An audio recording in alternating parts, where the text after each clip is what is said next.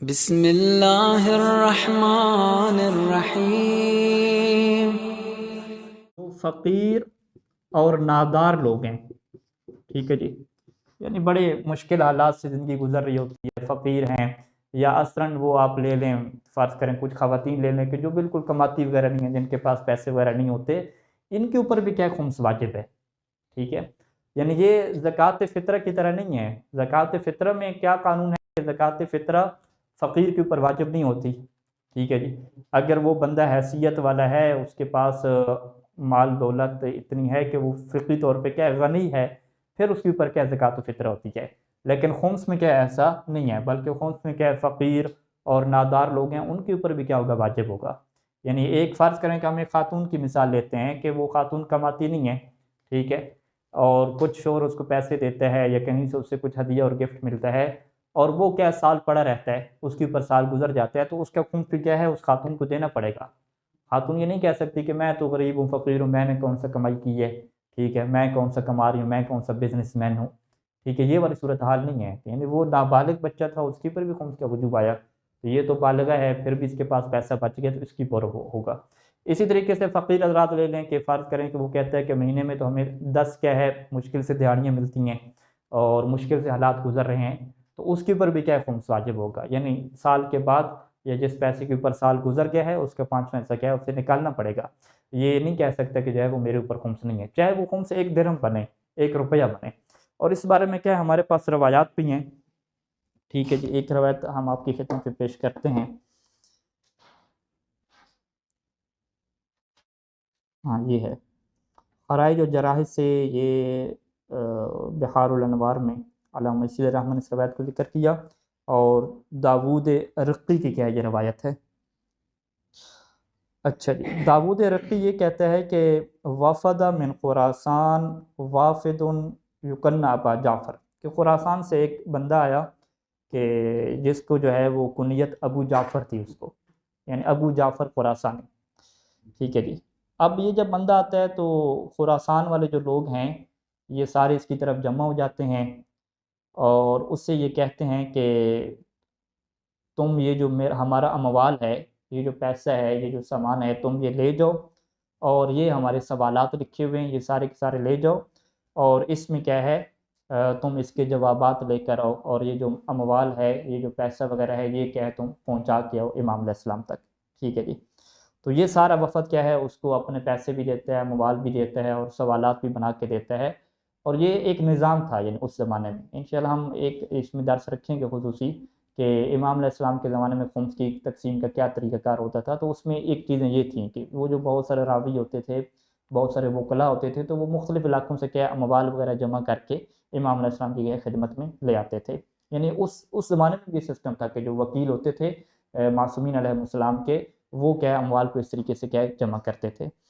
تو اب یہ جو ہے وہ بندہ سارا اموال وغیرہ لے کے کوفہ آتا ہے، اور امیر المومنین علیہ السلام کی زیارت کرتا ہے۔ چھٹے امام کے جو ہے وہ آخری دنوں کو کیا ہے یہ واقعہ ہے۔ تو وہ جب زیارت کرتا ہے امیر المومنین علیہ السلام کی، تو وہاں پہ وہ دیکھتا ہے کہ ابو حمزہ صومالی جو ہیں وہ درس دے رہے ہیں، اور بہت سارے لوگ کیا ان کے ارد گرد جمع ہیں۔ تو اسی دوران جو ہے وہ ایک بندہ جو ہے وہ مدینہ سے آتا ہے، اذا اقبل اعرابی، اور وہ کہتا ہے کہ میں مدینہ سے آیا ہوں، اور وہ یہ خبر دیتا ہے کہ قد مات جعفر بن محمد، کہ امام جعفر علیہ السلام کا کیا انتقال ہو گیا ہے۔ تو اس موقع پہ جو ہے وہ ابو حمزہ جو ہے وہ گریہ کرتے ہیں، اور اپنے ہاتھ کو کیا زمین پہ مارتے ہیں، خاک وغیرہ اٹھاتے ہیں۔ پھر جو ہے وہ اعرابی سے سوال کرتے ہیں کہ کیا امام علیہ السلام نے وصیت کی ہے کہ ان کا وصی اور جانشین کون ہوگا؟ تو اس اعرابی نے کہا ہے کہ ہاں 3 افراد کی طرف کیا وصیت کی ہے، الا ابنہ عبداللہ، اپنے بیٹے عبداللہ کی طرف، و الا ابنہ موسیٰ، اور اپنے بیٹے امام موسیٰ کاظم علیہ السلام کی طرف، و الا المنصور، اور تیسری وصیت کس کی طرف ہے، منصور کی طرف ہے۔ تو جب ابو حمزہ صومالی نے یہ اس کا جواب سنا کہ امام علیہ السلام نے جو ہے وہ 3 بندوں کی وصیت کر دی، تو وہ ابو منصور جو ہے کہتا ہے کہ الحمدللہ، الحمدللہ الذی، کہ تمام حمد جو ہے وہ اس اللہ کے لیے ہے کہ لم یضلنا، کہ جس نے ہمیں کیا گمراہ نہیں کیا، ٹھیک ہے، بلکہ دل علی الصغیر و بین علی الکبیر و سر الامر العظیم، کہ چھوٹے کے لیے بھی رہنمائی فراہم کر دی، بڑے کے لیے بھی فراہم کر دی، اور جو ایک بہت امر عظیم ہے کہ اب بعد میں امام کون ہوگا، اس کو اس کے باوجود کیا ہے چھپا کے رکھا، اور راز کی حالت میں کیا امام نے رکھا۔ تو اس کے بعد جو ہے وہ یہ کہتا ہے کہ جب میں نے اس سے پوچھا کہ آپ کے جملے کا کیا مطلب ہے، تو پھر جو ہے وہ اس نے ابو حمزہ سماری نے کیا اس کی وضاحت بھی کی کہ جو منصور کے اوپر امر عظیم چھپا دیا گیا، اور ہم بوڑھے کو بھی یہ بات پتہ ہے، سب کو پتہ ہے۔ تو وہ کہتا ہے کہ مجھے بات سمجھ نہیں آئی، پتہ نہیں کہ اب کون کیا ہے، امام صادق علیہ السلام کے بعد کیا کون وصی ہے۔ تو بہرحال وہ کہتا ہے کہ فلم افہم جواب ما قالہ، میں نے ان کے جواب کو نہیں سمجھا، اور یہ سارا جو ہے وہ کپڑے اور جو اموال تھے، پیسے تھے، اور جو مسائل وغیرہ تھے، یہ سارے لے کر جو ہے وہ پھر مدینہ کیا چلا گیا۔ اب جب مدینہ چلا گیا تو وہ کہتا ہے کہ وکان فیما معیہ درہم، کہ میرے پاس کیا ہے ایک درہم بھی تھا۔ اب دیکھیں خمس کے طور پہ اس کے پاس جو امام کا حق ہے اس میں سے کیا کیا چیز ہے۔ کہتے ہیں کہ میرے پاس ایک درہم تھا کہ دفعتہ الیہ امراتن، کہ وہ مجھے دیا تھا ایک ایسی خاتون نے کہ جس کا نام کیا تھا، شتیتا تھا، ٹھیک ہے، ایک درہم ہو گیا۔ وہ مندیل، اور ایک کیا رومال تھا، ایک کپڑے کی چادر، رومال چھوٹا سا کرنا، ایک رومال ہو گیا، ایک درہم ہو گیا۔ تو جب مجھے اس نے آ کے دیا کہ یہ جی ایک درہم لے لیں اور ایک رومال لے لیں، امام علیہ السلام کی خدمت میں ان کا حق کیا پہنچا دیں، تو فقلت لہا، تو میں نے اس خاتون سے کہا کہ انا احمل عنک 100 درہم، کہ تو جو ہے وہ 1 روپیہ لے کر آئیے فرض کریں، تو میں تمہاری جگہ پہ 100 روپیہ دے دیتا ہوں، ٹھیک ہے، تو یہ ایک درہم میں اب کہاں لے کر جاؤں۔ تو فقالت، تو اس خاتون نے کہا کہ ان اللہ لا یستحیی من الحق، کہ اللہ جو ہے وہ حق بات سے نہیں شرماتا۔ یہ قرآن کی آیت کا کیا حصہ ہے کہ اللہ جو ہے وہ حق سے نہیں شرماتا، تو امام کا حق ہے، تھوڑا بنتا ہے، ایک درہم بنتا ہے، تو ٹھیک ہے لے جائیں، اس میں کیا مشکل ہے۔ اب وہ کہتا ہے کہ فعوجت درہم وطرحته فی بعض الاکیاس، کہ وہ درہم تھوڑا سا میں نے ہاتھ میں رکھ کے تھوڑا سا ٹیڑھا کر دیا، ٹھیک ہے، تاکہ ایک نشانی سے رہے، اور اسے کیا ہے میں نے بعض جو اپنے تھیلے تھے ان کے اندر کیا ہے پھینک دیا۔ اچھا، جب میں مدینہ گیا تو مدینہ میں جا کے میں نے سوال کیا کہ جو ہے وہ امام جعفر صادق علیہ السلام کا کون ہے وصی، تو مجھے کسی نے کہا کہ ان کا بیٹا جو ہے وہ عبداللہ ہے۔ تو جب میں عبداللہ کی خدمت میں گیا تو وہ ایک مسند پہ بیٹھے ہوئے تھے، اور اس طریقے سے دروازوں پہ لوگوں کے رش اور لائن لگا ہوا تھا، جس طریقے سے کیا بادشاہوں کا نظام ہوتا ہے۔ تو وہ کہتا ہے کہ مجھے یہ بات پسند نہیں ہے کہ یہ کیسا جو ہے وہ امام کا جانشین ہے۔ تو بہرحال وہ اندر گیا اور ان سے پوچھا کہ حل انت وصی الصادق الامام المفترض الطاعہ، کہ کیا آپ وصی ہیں امام کے کہ جن کی اطاعت ہمارے اوپر واجب ہے؟ تو اس نے کہا کہ ہاں۔ تو اس نے جو ہے وہ اس سے 2 سوال پوچھے، فقہی سوال پوچھے، ایک زکوٰۃ کا حساب پوچھا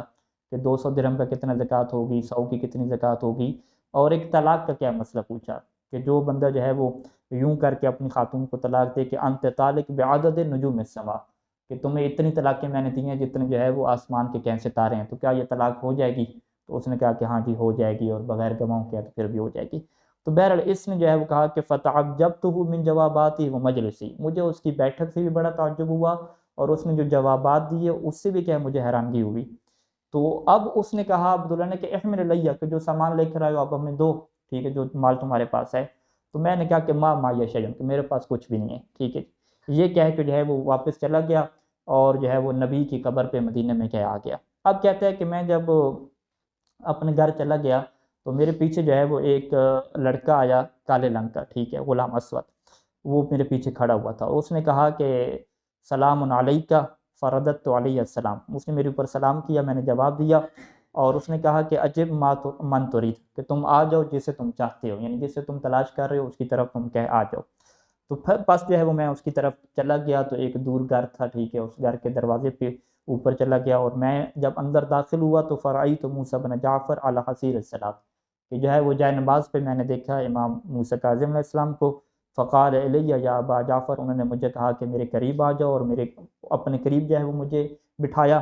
تو میں نے جو ہے وہ ان کے ادب کو، علم کو، دلائل کو، گفتگو کو سنا، تو فوراً کیا ہے مجھے پتہ چل گیا کہ یہی کیا امام ہیں۔ اور جب انہوں نے مجھے کہا کہ احمل ما معک فحملتہ فحملت الی حضرتہ، کہ جو آپ کے پاس ہے وہ ہمارے پاس لے آؤ، جو مال ہے۔ تو کہتے ہیں کہ میں نے جو ہے وہ سارا مال جو ہے وہ ان کے سامنے رکھ دیا۔ وہ جو تھا نا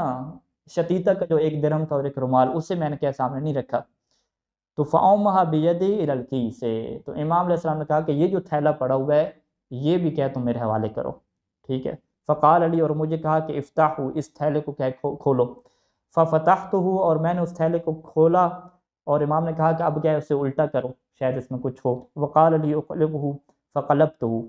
فظہر درہم شتیتا المعوج، تو میں نے جیسے اسے الٹا کیا تو شتیتا کا جو ایک درہم تھا جو ٹیڑھا کیا ہوا تھا وہ کیا ہے سامنے آ گیا۔ تو امام نے کیا ہے اسے اٹھا لیا، اور پھر کہا کہ یہ جو رزمہ ہے، یہ جو کپڑے باندھے ہوئے ہیں ان کو کیا تم کھولو، کپڑے بھی لوگوں نے دیے تھے، ان کو کھولے۔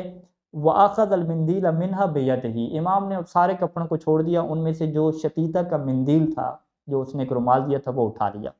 یعنی اب صورتحال کیا بن رہی ہے کہ امام علیہ السلام اس سے باقاعدہ کیا ہے سامان جو ہے وہ اوپن کھلوا رہے ہیں، اور ان میں سے جو ہے وہ وہی درہم اٹھایا جو مندیل کا تھا، اور وہی جو ہے وہ رومال کا ٹکڑا اٹھایا جو شتیتہ کا تھا۔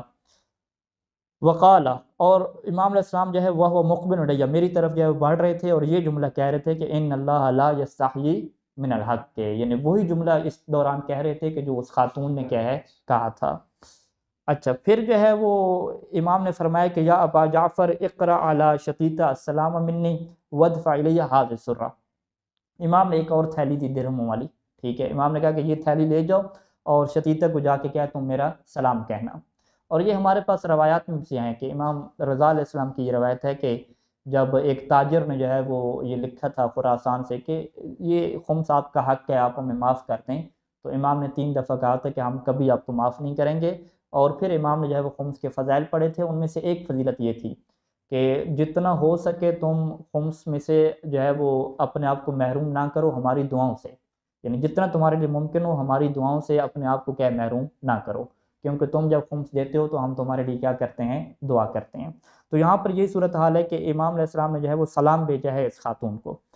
اچھا، وقال علی اردد ماما کا الی ما حملہ، یہ تھیلی لے جاؤ اور اس کی طرف کیا لے جاؤ۔ اور پھر یہ بندہ کہتا ہے کہ میں جو ہے وہ اس طریقے سے اٹھ گیا۔ پھر امام نے فرمایا کہ ابو امر سماری نے تمہیں جو بیان فرمایا تھا کیا تم نے نہیں سنا تھا کہ کون ہے وسیع، ٹھیک ہے، کیونکہ اسے وہ بات نہیں سمجھ آئی تھی۔ پھر اس طریقے سے جو ہے وہ ساری امام علیہ السلام سے باتیں بتائیں، اور یہ کہتا ہے کہ پھر یہ کیا ہے خراسان کیا چلا گیا۔ قال داود الرقی، داود رقی یہ کہتا ہے کہ فکاتبنی من خراسان، کہ خراسان سے جو ہے وہ ابو جعفر نے کیا ہے پھر مجھے خط لکھا اور ساری صورتحال یہ بتائی کہ جب میں یہ سامان لے کر آیا، اور امام نے یہ جملہ بھی اوپر کہا تھا، یعنی امام نے یہ کہا تھا اوپر جملہ کہ وقال علی اردد ما معک الی من حملہ وادفعہ الی اہلہ وقل قد قابلہ ووصلکم واقمتم عندہ، ٹھیک ہے۔ امام نے فرمایا کہ یہ جتنا سامان ہے تم واپس لے جاؤ، اور یہ جن کا ہے ان کو دے دو، اور ان سے یہ کہہ دینا کہ امام نے یہ سامان تم سے قبول کر لیا، قد وصلکم، تمہارا یہ سامان پہنچ گیا اور میں نے کیا ان کے پاس پہنچا دیا۔ اب یہ جو ہے وہ خراسان جا کے دوبارہ داود رقی کو خط لکھتا ہے، کہتا ہے کہ جب میں یہ سارا سامان لے کر آیا، وہ خراسان کی جماعت تھی ان میں سے کچھ لوگ فتح ہو گئے تھے، اور شتیتہ کیا ہے انتظار کر رہی تھی، شتیتہ جو خاتون ہے۔ تو فلما رأیتھا، جب میں نے اسے دیکھا، عرفتھا، میں نے پہچان لیا، اور اسے میں نے کیا ہے امام کا سلام بھی اس سے پہنچایا، اور میں نے اسے کہا کہ امام نے جو ہے وہ